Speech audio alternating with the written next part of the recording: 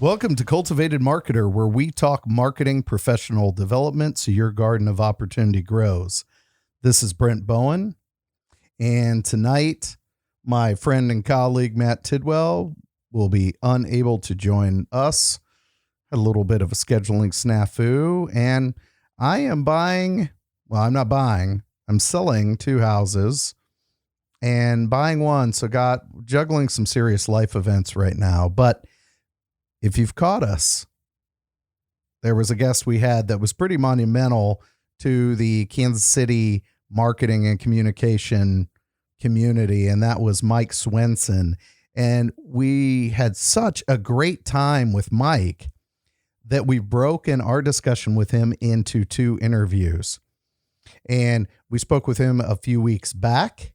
And in that conversation with Mike, we discussed his experience with Lee National Denim Day. He was on the forefront of helping establish that philanthropic event, which ended up for many years was picked up by Susan G. Komen. And we talked to him about the impetus for that event, which is especially important and relevant now as we're looking at all of these purpose-driven companies and B Corps coming to the forefront of corporate structures.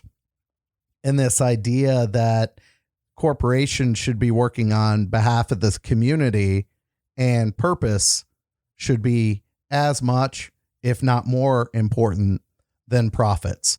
So we talked to Mike about that and completely relevant conversation about the early days of Lee National Denim Day. We also spent a great deal of time chatting with him about career development and what professionals, whether you'd be new in your career or your mid-career or even towards the tail end of your career. Mike recently left a position as a high-ranking executive within, a pretty prominent PR and communication agency here in the Kansas City area. And we talked to him about those experiences and when it's the right time to leave that role. And he may have left that role, but based on Mike and his interest, we spent a little bit of time talking about his next act. And when you hear the quality of the conversation and the quality of Mike's voice, you pick up why his next act is what it is. And so he's going to serve as voice talent. Anyway, we have a great conversation with Mike, and we don't want to keep you from it. So again, thanks for joining us. Matt will definitely be back next time. And we hope you enjoy our continued conversation with Mike Swenson. And, I was going to ask you this next question. At first, I thought they weren't related, but they really are. I want us to switch topics now a little bit and talk about, we're primarily in the Kansas City market, as everybody knows. And a lot of the thrust of our show is talking to young marketers, right? People who are developing themselves in the field. And I know often when people think about getting into the field, they often think that they have to move to the coast, right? So I've got to live in New York or Los Angeles to really work on the really cool, quote unquote, cool projects. But I remember very specifically as a young PR guy back in the day, Howie Boasberg was a mentor of mine. I know you know Howie very well. And Howie always used to say, hey guys, great work can happen here in Kansas City. And you don't have to move to the coast to work on, again, kind of those really cool projects. First of all, I assume you agree with that. But secondly, and you mentored so many young professionals in our business. Do you find that exists? And are we getting better maybe at selling that proposition that you can do great things right here in the Midwest? Yeah, and I think it's happening. I think it's evolved so that it really is happening. I worked, as you know, Matt, I worked for Howard for a year before I went to Barclay and Evergreen, started the PR firm there. So I was able to work with him he would say I had a cup of coffee with him.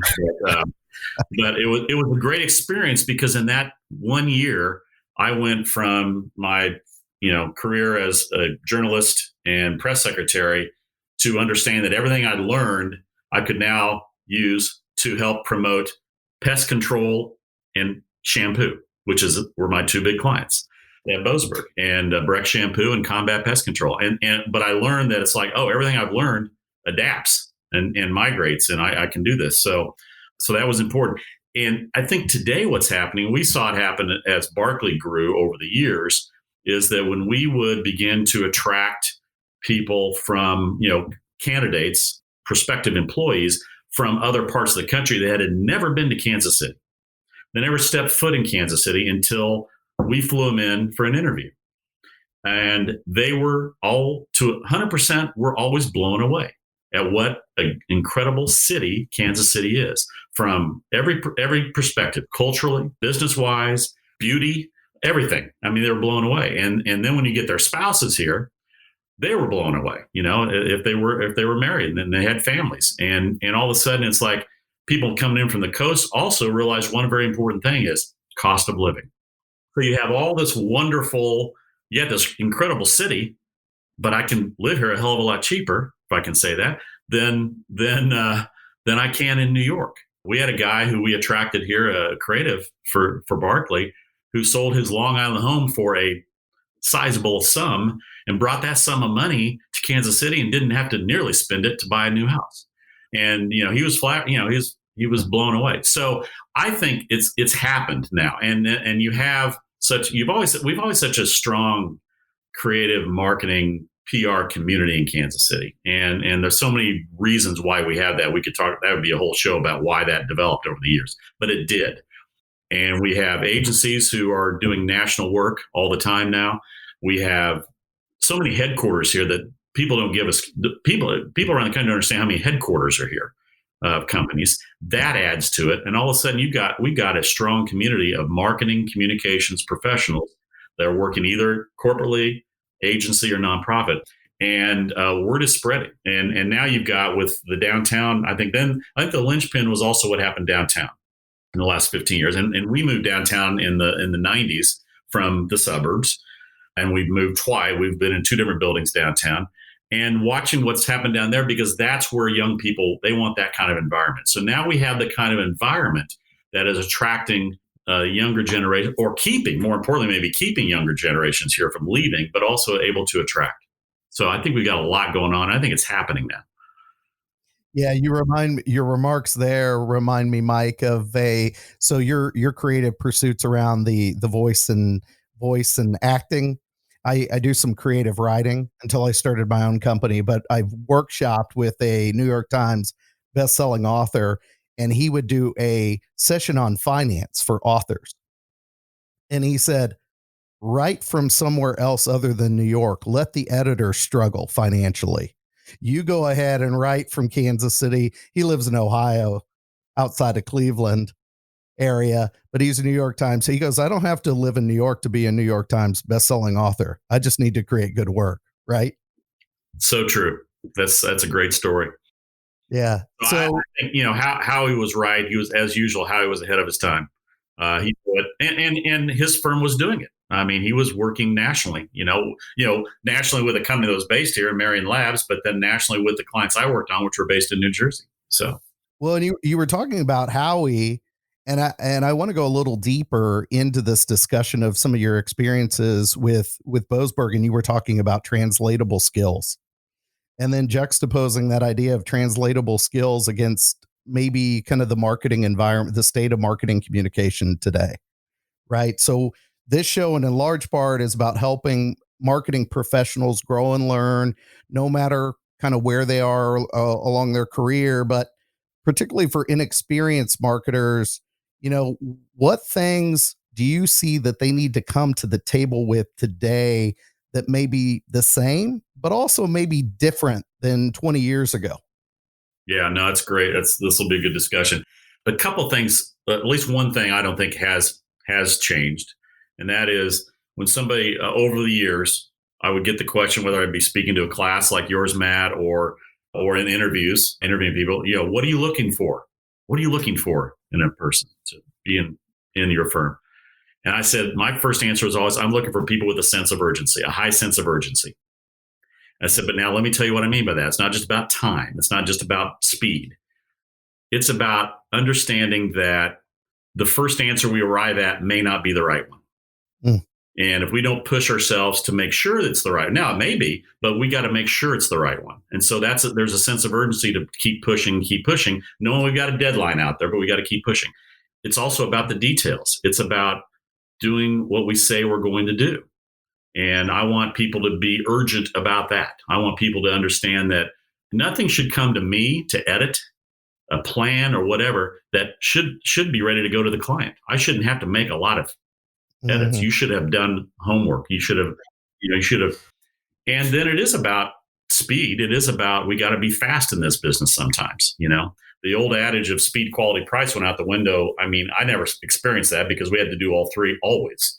I'm not sure that ever existed. I think that was a big myth, but the good, fast, cheap.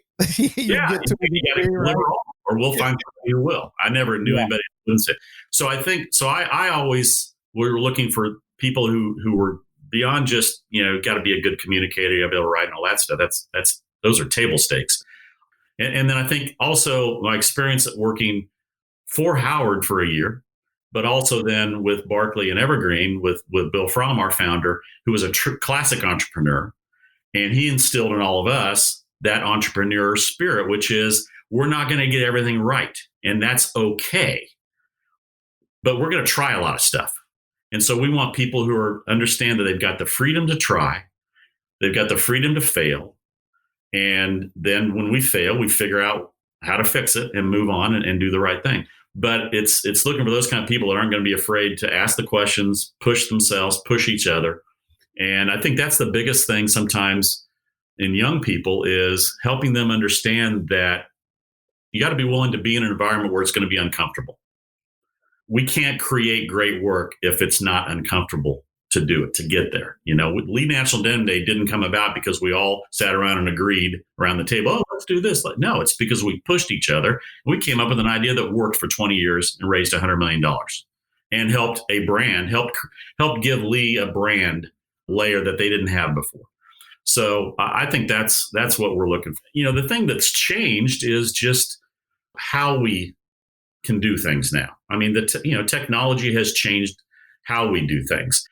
And I think, obviously people younger generations have the advantage over all of us because they've grown up with it. It's part of their DNA now to just find new ways to communicate and find new ways to deploy communications and find new ways to come up with things. And it's then those of us who are hiring those people to listen to them and understand that they're bringing stuff to the party right away, right today. There's things that they understand intuitively that we had to learn. And so I think it's an exchange. And it's given that younger generation that freedom to say, hey, help us figure out the best ways to do stuff. I don't know. That's kind of, my take on things right now. As you were mentioning, just getting yourself, learning to be uncomfortable and having a sense of urgency, right? I mean, I think that's so important, particularly for young marketers. I know Brent knows Professor Angie Hendershot, who teaches in our program, and she always talks to students about come with a perspective, right? Come to the table with a perspective. Have that, and that can be an uncomfortable, kind of proposition if you're a young marketer. And that's why, advancing yourself and developing yourself is so important.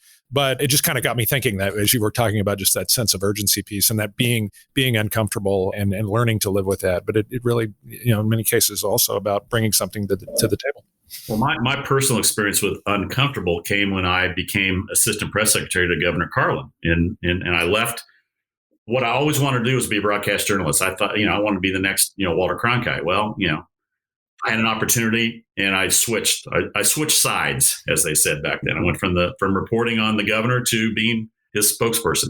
But I remember one of the first staff meetings I sat in. So I'd been there maybe a month, and I'm 30, I don't know how old I am, 27, 28 years old. And I'm sitting in the room and Carlin was very collaborative, and he liked all of us to be in a room once a week and we'd kick around ideas and stuff. I'm sitting in that room and I'm thinking, there is no way I am half as smart as everybody else in this room. And it was very uncomfortable. And I thought, what am I doing here? I'm very comfortable reporting. I did all that stuff. And it took me a couple of meetings, and I would have these thoughts, and I'd think about something that they were talking about. I'd say, but I wouldn't say anything. 5 minutes later, somebody would utter the exact thought I had just had. And it finally took me some courage to finally speak up once and say, well, what have we thought about this? And once I did that, and nobody just, laughed, it's like, and so I think that's what young people need to understand is you gotta put yourself out there. You've got to put yourself out there. And it took me a couple of months to do that in that very, very different environment than I've been used to, and one where when you're working for a governor, and the issue, they're talking about issues and taxes and how to help people, and it's big stuff, and you don't think you have anything to add right away. Well, it turns out I did, and it worked out pretty well. But you got to have the courage to do it, and it took me a while. And I think it takes everybody. But the sooner somebody just stands up and says, one of my rules has always been, I can't solve a problem I don't know about. So if you don't tell me you've got a problem, or you don't tell me you've got an idea, what good is it? Yeah, I work with in my business, I bring on a lot of inexperienced professionals, and that's one of the conversations that we have early on is that notion of uncomfortable. And I often tell them the greatest enemy is the enemy in your head. Is it the enemy in your own head is the obstacle you need to get past. Yeah, that's great. Right. And I'll use a JFK quote about, hey, you got a great idea. JFK said, throw that hat over the fence and go get it. Right. It's bring that idea to me. I want to hear it. Don't you reject it. Let me reject it, because most of the time I'll try and find an angle to kind of incorporate it, and we'll work together on it. So yeah, that's very helpful. The only thing I would add is, and it's something that hasn't changed, and that is to understand that we always have to keep learning, and I know that's kind of, again, maybe table stakes, but it's like, we all get points in our career. I mean, I was with the same company for 32 years. So there would be times when I would hit a wall and go, I got to go back in there, and it's old, same old. And it's like, so you got to kind of, reinvigorate and push yourself. And it wasn't just me. I would depend on other people to kind of shove me occasionally. And I was always incredibly blessed with great, great partners over the years. Matt and Brent, I know many of them. And so that was great, because I would get help to say, hey, you need to, go take a couple of days off then, or what, or get right. Here's what you need to do. And so I think that's the other thing is to understand that you're not in this alone. You've got partners. And as we all know, especially in the agency world, you bond with people. These people become friends for life. The thing I'm most proud of, I've always said it, I'm proud of all the great work. The thing I'm most proud of for 32 years is I look back and look at how many people today are still great friends who work together at Barkley or Crossroads. And they hang out together. They still see each other. They aren't connected to the company anymore, but they're still friends with those people, because you build bonds with those people because you went through the wars together. You went through the fire together. And that's what's great about our business. Yeah, definitely. You're bringing back fond memories of book club. One of there were no books involved. There were beer generally, but no books in book club. That's perfect. So as we were talking about we were talking about skills and the foundational development of what's the same and what's different.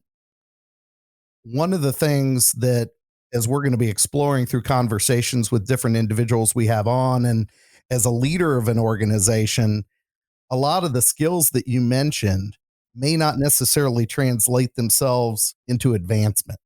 So one of the questions as a leader of an organization, Matt and I were really curious about if somebody's listening to this and they're thinking about career advancement, what were the things that you were what were the attributes you were looking for when you were looking for maybe the next leader in an organization? And it may or may not have been related to those translatable skills that we talked about just a moment ago. Sure.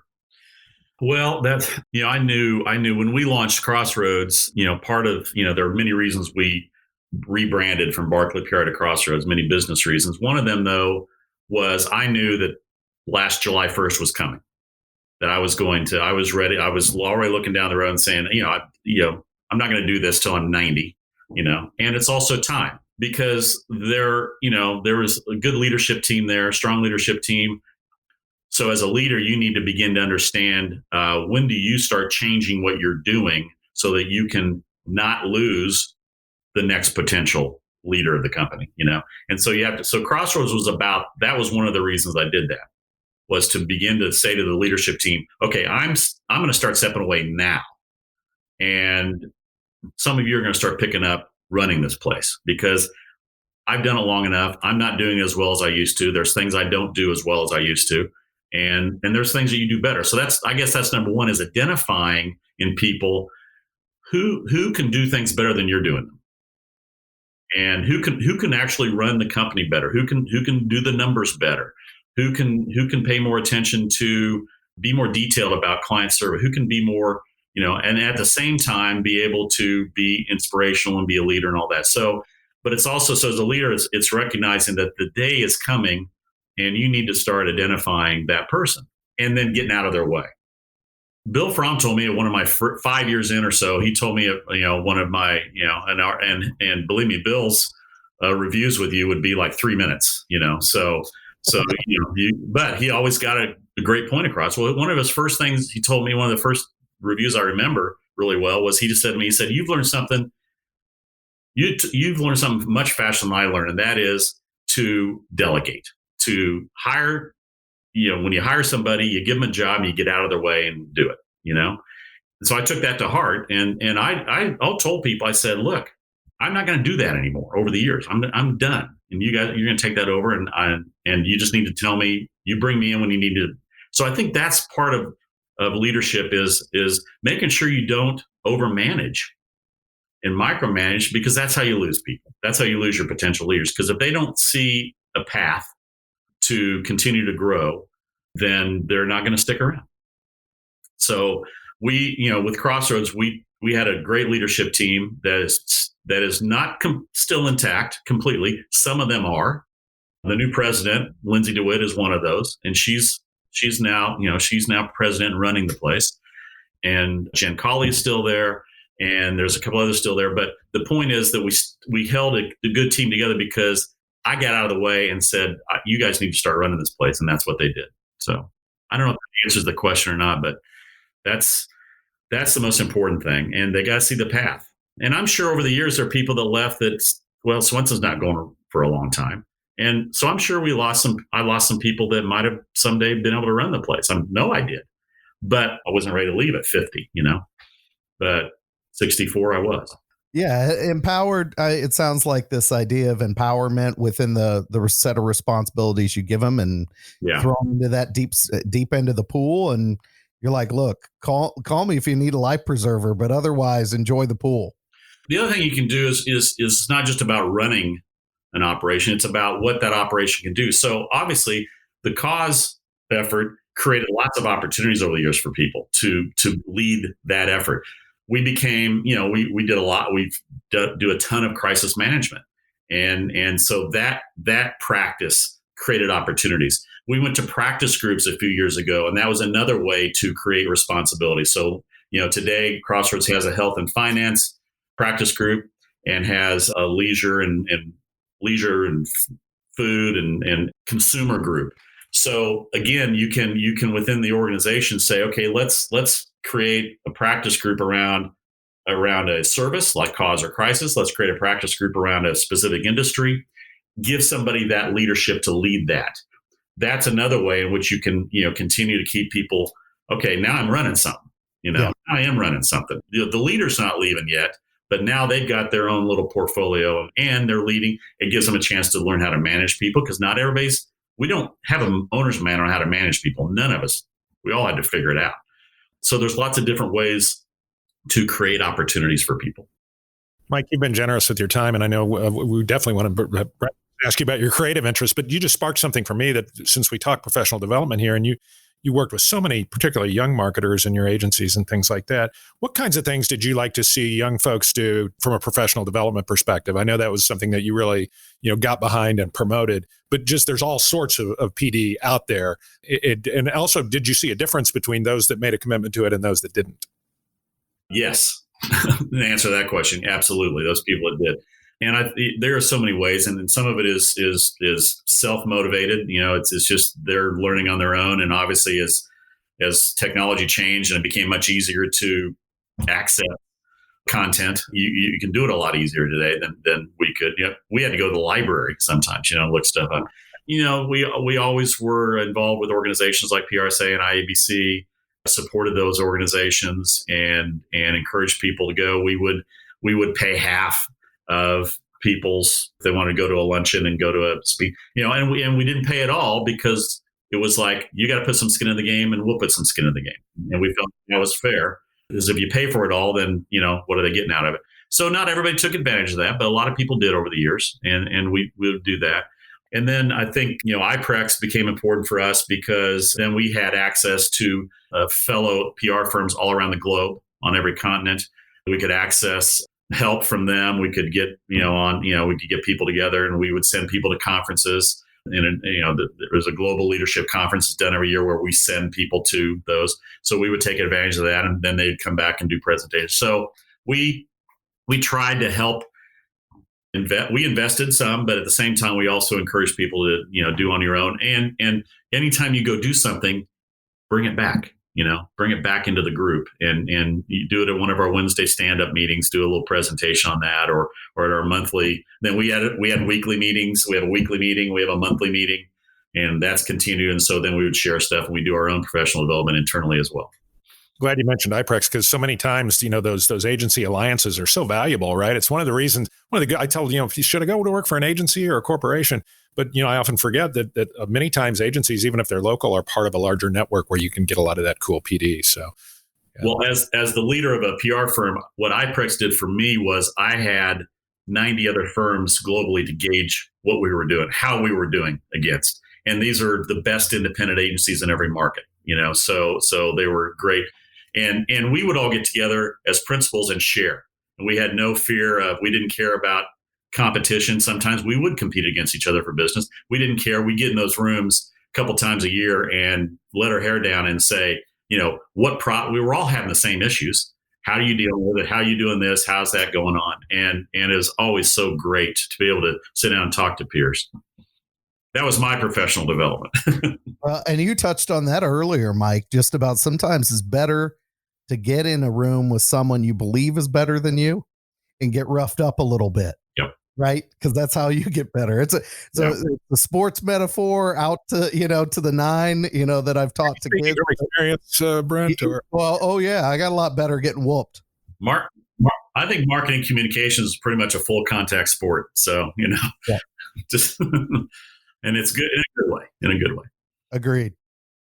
So we would be remiss if we didn't ask you about your creative. I mean, I'm going to call it a creative pursuit, but it's much more than that. As someone that takes that very seriously, it's not a hobby. When you say a creative pursuit, it sounds like it's the next act. So why acting? What's the genesis there? Well, it's more about the voice acting part. I mean, I'm going to continue my consulting gig because it's working, and I've got several interesting clients that I'm working with, and actually the pandemic created a couple of interesting opportunities. Not that, everyone in this audience will take that the right way, but I've always been told you got a great voice. I started out in broadcasting and in both radio and television, and yet I've never had time to, I just never had the time to pursue it. So I decided that's something I want to try to do. I've got the entire rest of my life to make it happen. But I did a demo tapes last summer, professionally done. I hired an agent. I was in the process of building out a studio in my house, which kind of got stopped because I got busy with my consulting gig. But I'm going to continue to pursue this as long as I have my voice, I guess. So, but we'll see. I've had a couple auditions, not been hired yet. So, but we'll continue that pursuit. So I'm excited about it. It's fun. It's something, like I said, I've always wanted to do it because I wanted to get back into broadcasting was my first love. And if I had my druthers, I'd own a little radio station somewhere and do a morning show with some music, some sports talk, and some news, and then go out, sell a couple ads, and then play golf in the afternoon. That apparently is not going to happen. It's hard to buy a radio station now, I hear. So there is the whole world of podcasting, though, Mike. I know. There's this whole world of podcasting. You and I should talk. We should talk. Maybe you're going to be my conduit to get this thing off the ground. Maybe I can help you with the studio setup too. But the great irony would be if you were a voice actor for soap and pest control. I'll do it. I understand the industry. I can do jeans. I can do tater tots, hamburgers. I got it all. I know all those industries. So Mike, you've been so generous with your time. Thank you so much. And thank you, gosh, for just the mentorship that you provided and the leadership and locally in our industry. I just think it's so glad we were able to at least sit down for a few minutes with you to kind of tap into some of that. I told Brent this would be a real master class, and it certainly was. And gosh, good luck on your next pursuits. We'll be watching that carefully, and I know we'll see you at industry events and other kinds of things as well. So thanks for all your help, and thanks for being on today. Totally my pleasure. You guys are doing this is a great service you guys are providing, and I'm very interested to see it evolve over time, and happy to come back for a reunion visit in a year or two. So just let me know. Thanks. We would welcome that. Thanks, Mike, for joining us. Thank you. If you found value in today's episode, check us out on our website, CultivatEDMarketer.com. You'll also be able to subscribe to us, rate us, and leave us a comment on your favorite podcast platform, such as Apple Podcasts, Spotify, and Stitcher. Remember, a garden of opportunity grows with CultivatED Marketer.